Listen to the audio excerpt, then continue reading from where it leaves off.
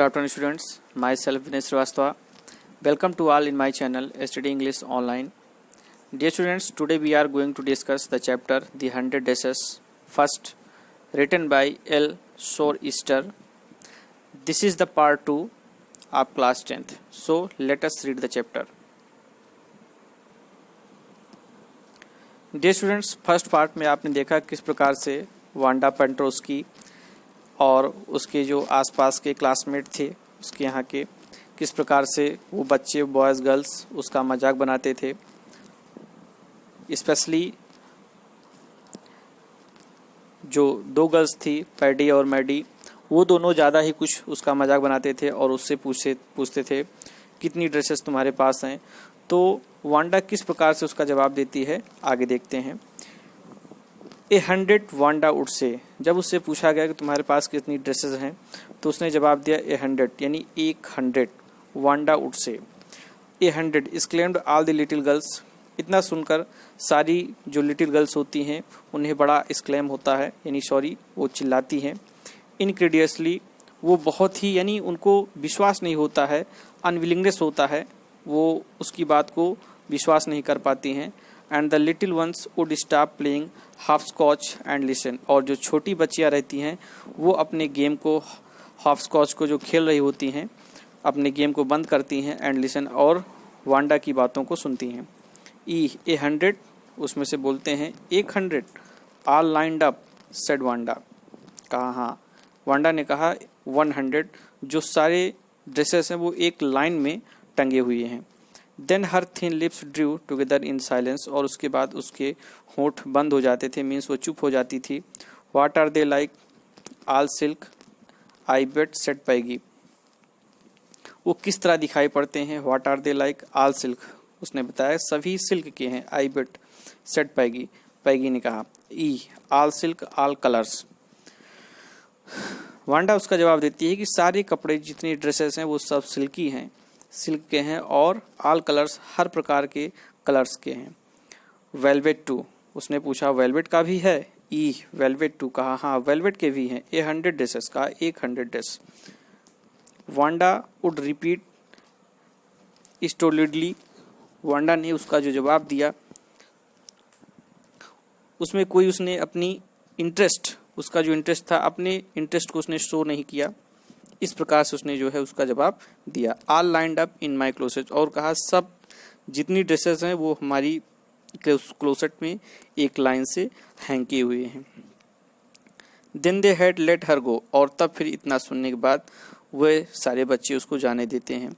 And then before she would gone far, और उसके कुछ दूर जाने से पहले जब वो थोड़ी दूर पहुंचती, they could not help bursting into shrieks and peels of laughter, थोड़ी दूर पहुंचने के बाद वो सारे बच्चे क्या करते, जोर से चीखते, हंसते, पील्स ऑफ लाफ्टर, और खूब ज़्यादा हंसी मजाक करते।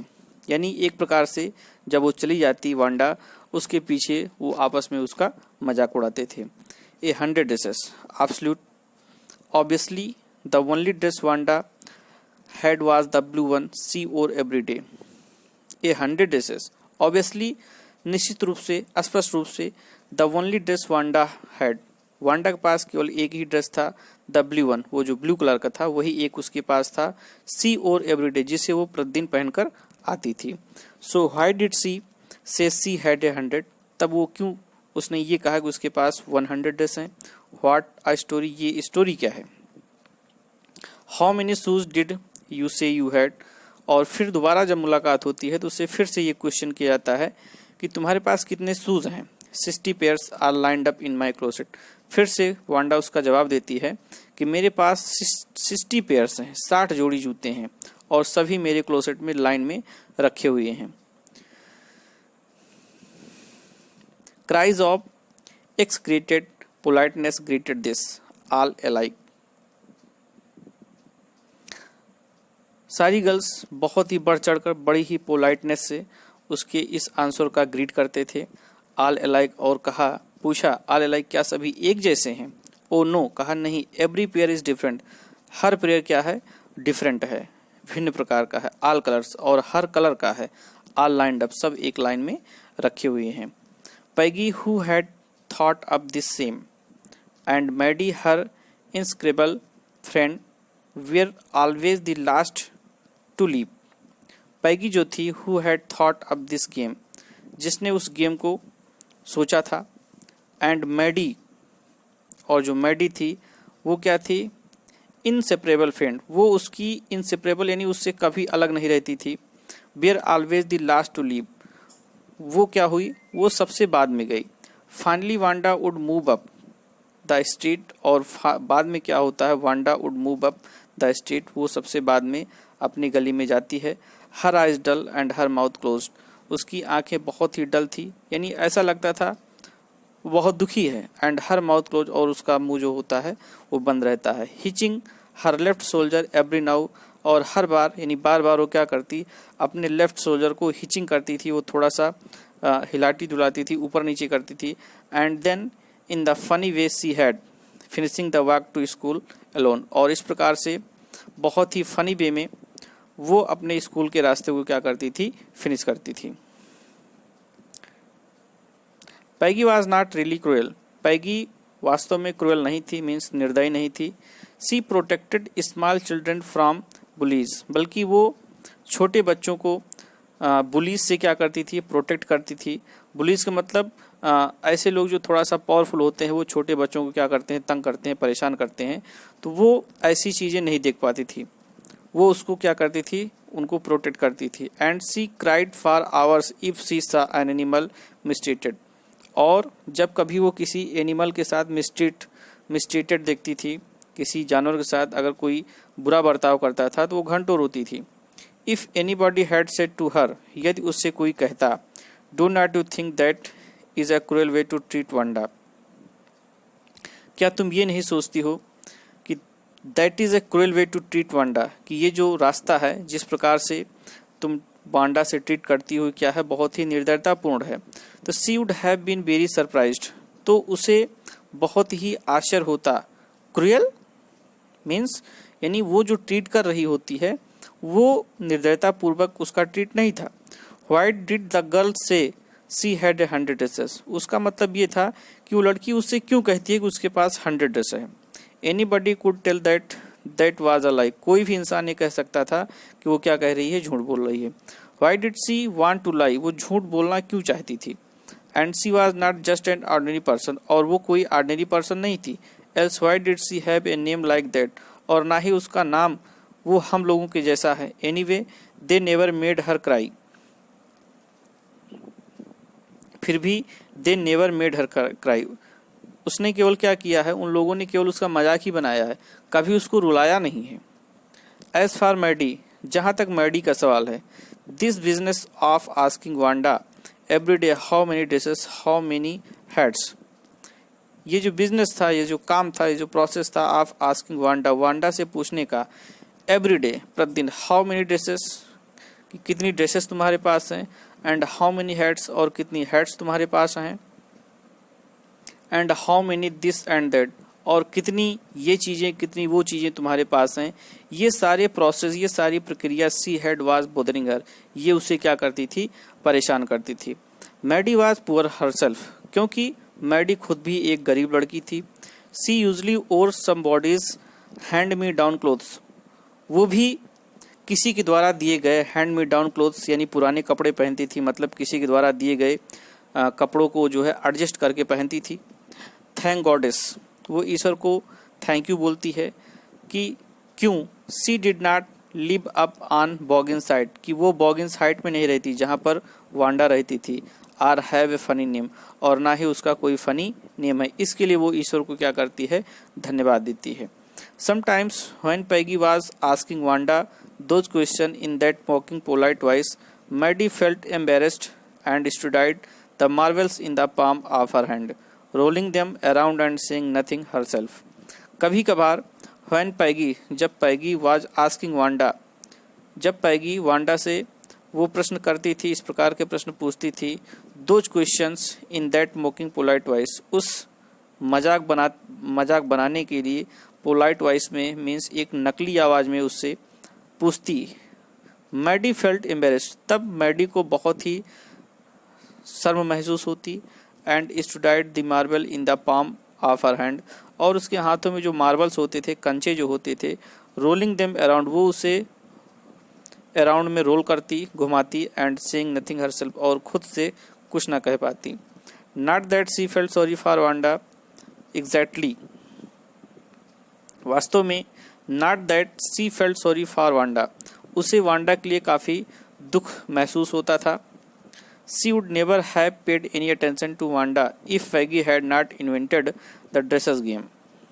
She would never have paid any attention, वो सोच रही थी कि वो कभी भी वांडा की ओर अटेंशन ना होती, कभी भी वांडा की तरफ ध्यान न देती, अगर Peggy had not invented the dresses game, अगर पैगी ने ड्रेस गेम का जो गेम है उसको इन्वेंट ना किया होता, मीन्स उससे ये सारी बातें ना की गई होती, उससे ये सारे प्रश्न ना किए गए होते कि तुम्हारे पास कितनी ड्रेसेस हैं, तो शायद जो मैडी है उसका ध्यान वांडा की तरफ ना जाता। But suppose Peggy and all the other started in on her nest, लेकिन वो सोचती है कि मान लो कहीं ऐसा हो गया कि अगर पैगी एंड ऑल दी अदर्स, और बाकी की जो दूसरी गर्ल्स हैं, उन्होंने उसका मजाक बनाना शुरू कर दिया वांडा के बाद, तो क्या होगा। She was not as poor as Wanda, वो सोचती है कि वो वांडा की जैसी गरीब तो नहीं थी perhaps, but she was poor, लेकिन वो भी एक प्रकार से गरीब थी। Of course she would have more sense than to say she had 100 dresses, और वास्तव में she would have more sense, उसके पास इतना सेंस तो था ही टू से ये कहने के लिए कि सी हैड 100 ड्रेसेस, कि उसके पास 100 ड्रेसेस है। मतलब शायद वो अगर उससे इस तरह का क्वेश्चन किया जाता कि तुम्हारे पास कितने ड्रेसेस हैं, तो शायद इस तरह वो जवाब न देती कि मेरे पास 100 ड्रेसेस हैं। Still she would not like for them to begin on her, फिर भी she would not like for them to begin on her, फिर भी वो ये नहीं चाहती थी कि वो लोग यानी बाकी के जो गर्ल्स और बॉयज़ हैं, पैगी है, वो उनका मजाक बनाना ना शुरू कर दें, ये चीज़ उसको बिल्कुल पसंद नहीं थी। She wished Peggy would stop teasing Wanda Petronski, वो केवल इतना चाहती थी कि वांडा पेंट्रोस्की का जो मजाक बनाया जाता था, पैगी उसे क्या कर दे, बंद कर दे। जो उसे चिढ़ाया करती थी, पैगी उसे क्या कर दे, बंद कर दे।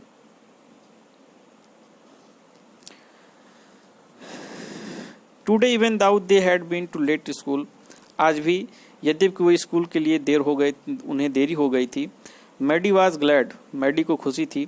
सी had not had to make fun of Wanda, कि उसे वांडा का मजाक नहीं बनाना पड़ा। She worked her arithmetic problems absent mindedly, वो एब्सेंट माइंडेडली वो क्या कर रही थी, अपने अर्थमेटिक का प्रॉब्लम सॉल्व कर रही थी, और मन में ही 8 टाइम 8 लेटेस्ट सी इस तरह का कैलकुलेशन कर रही थी। She had the nerve to write Peggy a note, उसने सोचा कि काश उसके पास पैगी को एक नोट लिखने का साहस होता।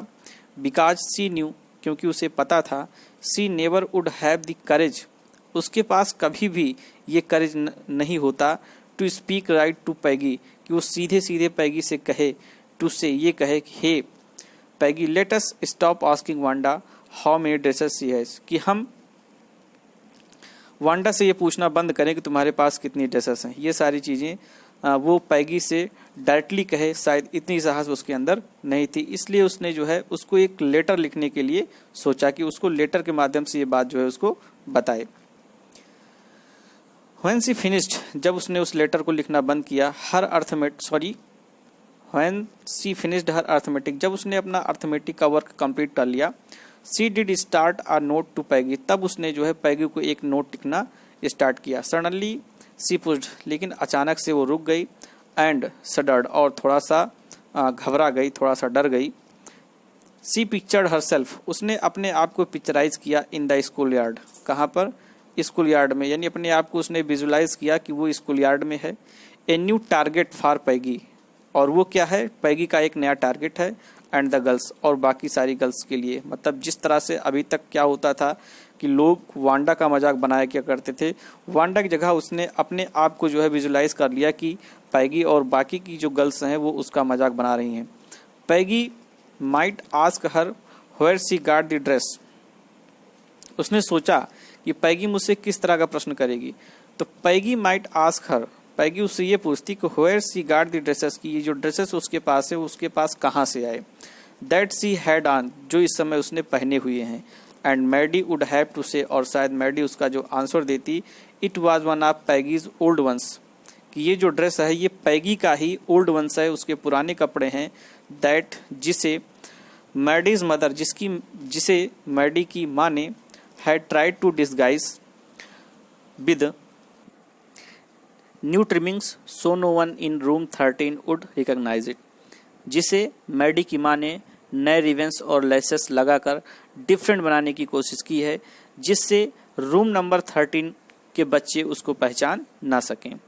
If only Peggy would decide of her own accord to stop having fun with Wanda, फिर उसने सोचा कि काश पैगी स्वयं खुद ये डिसाइड करती, ऑफ हर ओन, खुद से ये सोचती, to stop having fun with Wanda, कि वो वांडा के साथ फन करना बंद कर दे।